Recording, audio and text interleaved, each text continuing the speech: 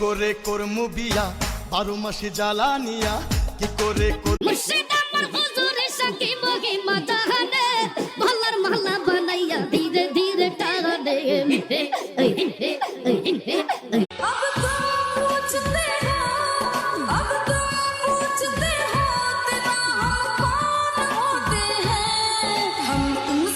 স্বার্থ পরে দুনিয়াতে ভালোবাসা না।